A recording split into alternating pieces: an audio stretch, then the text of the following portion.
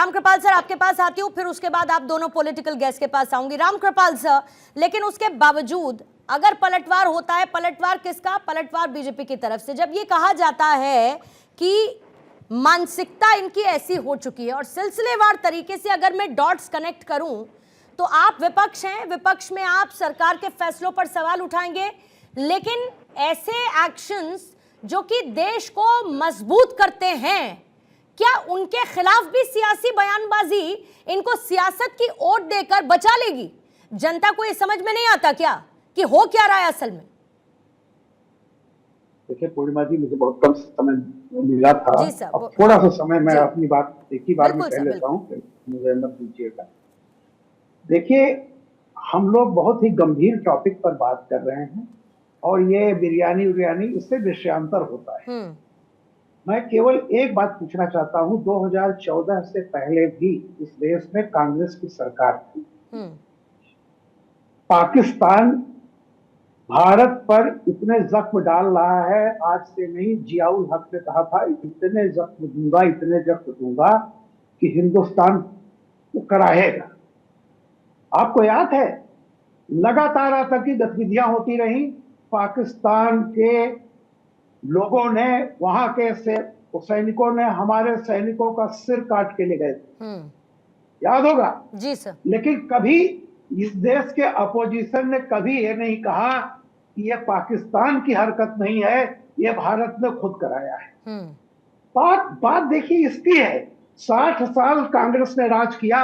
मुझे एक घटना बता दीजिए जब इस देश के अपोजिशन ने यह कहा हो कि यह खुद सत्ता ने प्रायोजित किया है। कभी कांग्रेस ने नहीं। 71 में इंदिरा गांधी जीती, अपोजिशन ने कहा India is Indira, Indira is India.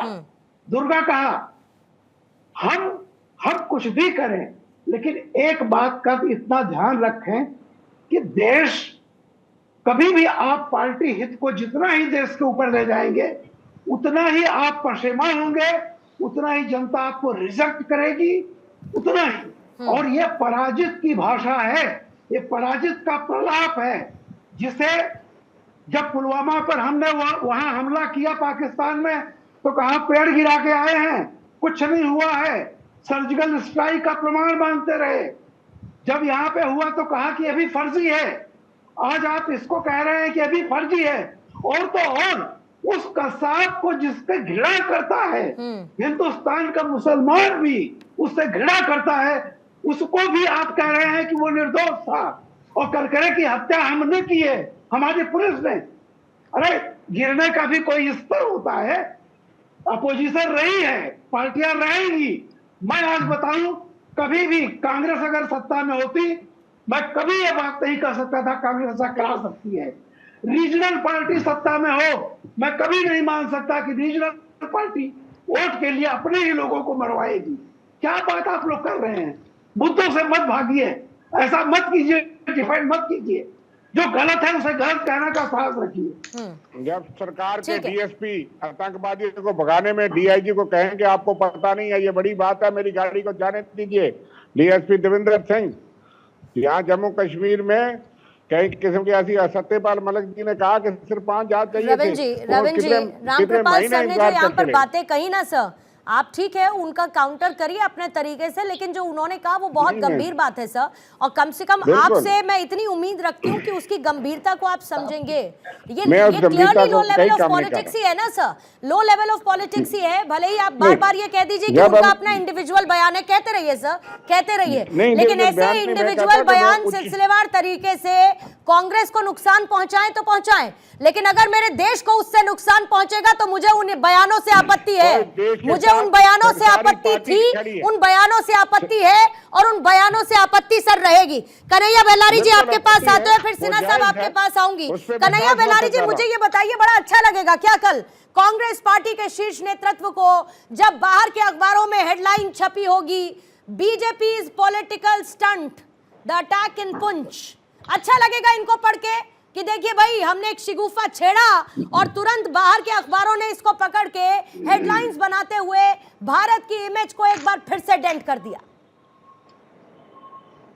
पूर्णिमा जी, हम लोग पाकिस्तान बकरी है और हिंदुस्तान बाघ है। और बाघ और बकरी की बात हो रही है। क्या है पाकिस्तान हमारे सामने इस चुनावी समय में? ये कहा दिया, अरे दुनिया का सबसे बड़ा सेक्स स्कैंडल कर्नाटका में हुआ, देश के प्राइम मिनिस्टर चुप हैं, संदेश खली पे खूब बोलते हैं। अरे इस पर बोलना चाहिए ना। राष्ट्रीय महिला आयोग शांत है, इस पर वार्तालाप होनी चाहिए, रोजगार पर वार्तालाप हो। बकरी की बात करते हैं। क्या है पाकिस्तान हमारे सामने जी? क्या पर छप जाएगा? भारत भारत है। अब 2-3 आदमी कुछ बोल देता है। अब मान लीजिए लल्लू सिंह फैजाबाद के एमपी हैं, अनंत हेगड़े हैं, बोलते हैं कि संविधान आप 400 दीजिएगा तो संविधान चेंज करेंगे। तो हम मान लो उनकी बात कि उनके कहने से संविधान चेंज हो जाएगा, अब भाजपा चेंज कर देगी?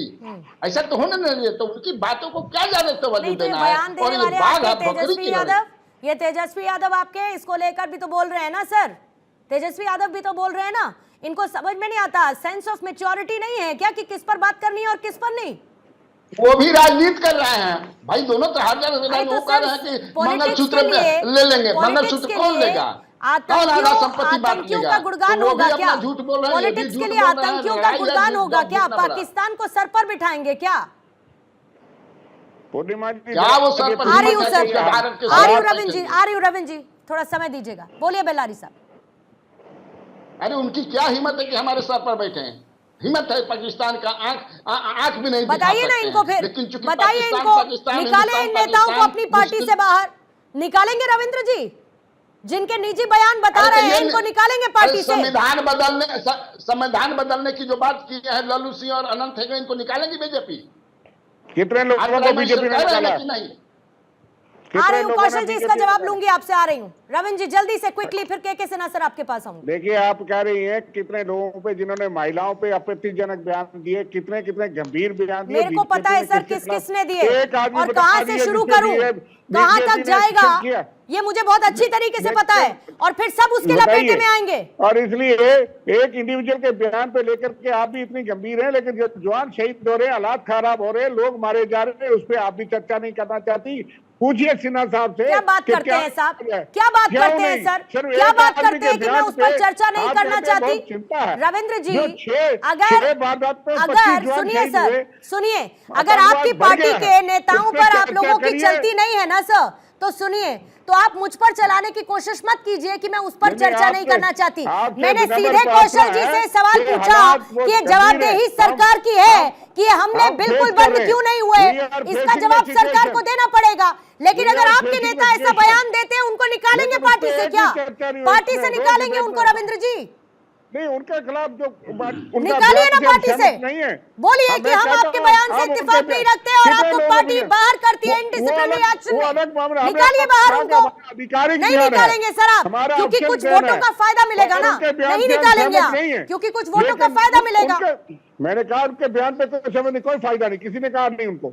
फिर वही बात सर, मैंने कहा ना कि निजी बयान की ओर में आप लोग सब कुछ कह भी जाइए और हमने कुछ कहा भी नहीं है। इतना बेवकूफ कोई नहीं है।